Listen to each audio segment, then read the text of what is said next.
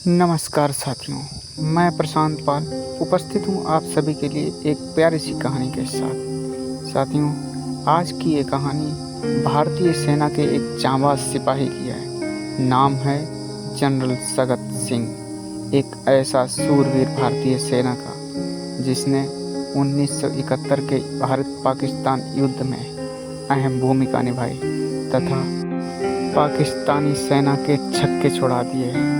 उम्मीद करता हूँ ये कहानी आप लोगों को बहुत ही पसंद आएगी और भारतीय सेना पर आपको भी गर्व होगा। तो चलिए स्टार्ट करते हैं।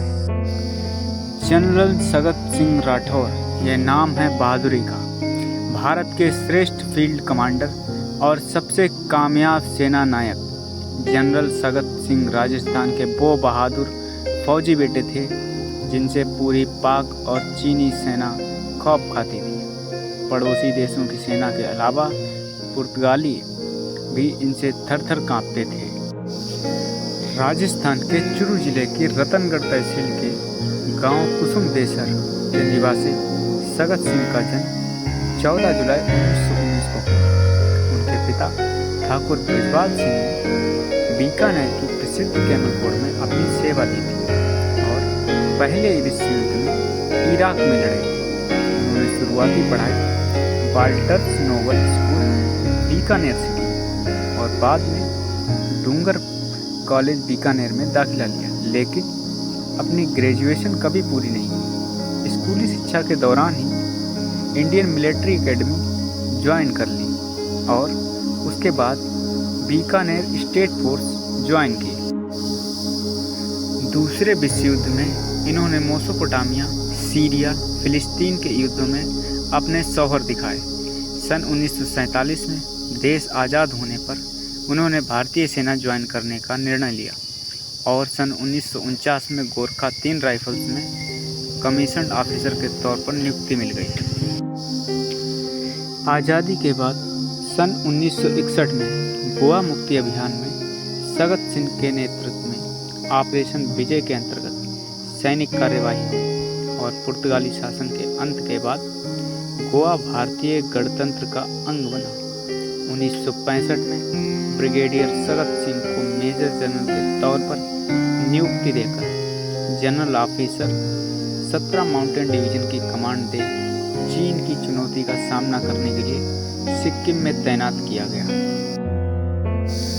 वहां चीन की चेतावनी से अविचलित होकर सगत सिंह ने अपना काम जारी रखा और नाथुला को खाली करने का निर्णय लिया, जिसके फलस्वरूप नाथुला आज भी भारत के कब्जे में है, अन्यथा चीन इस पर कब्जा कर लेता।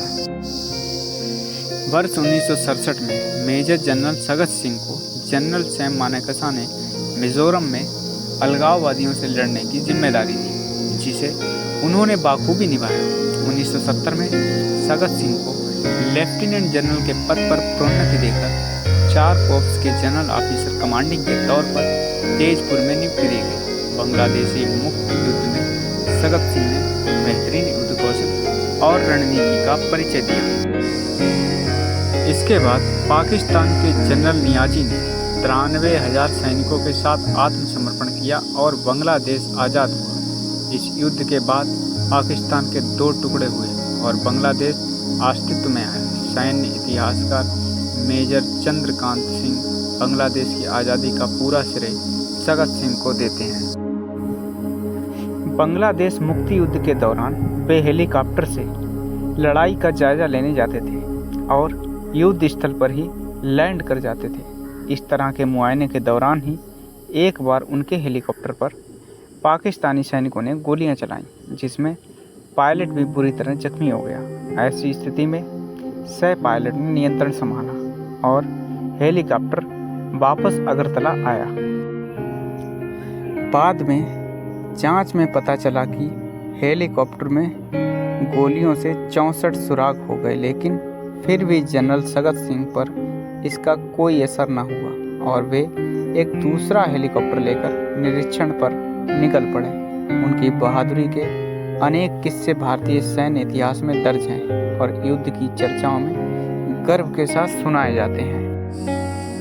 बांग्लादेश मुक्ति युद्ध में सबसे महत्वपूर्ण भूमिका निभाने के कारण उन्हें बांग्लादेश सरकार द्वारा सम्मान दिया गया और परम विशिष्ट सेवा मेडल PBSM के साथ साथ भारत सरकार द्वारा देश के तीसरे सबसे बड़े नागरिक सम्मान पद्म भूषण से सम्मानित किया गया। 30 नवंबर 1976 को रिटायर हुए जनरल सगत सिंह ने अपना अंतिम समय जयपुर में बिताया।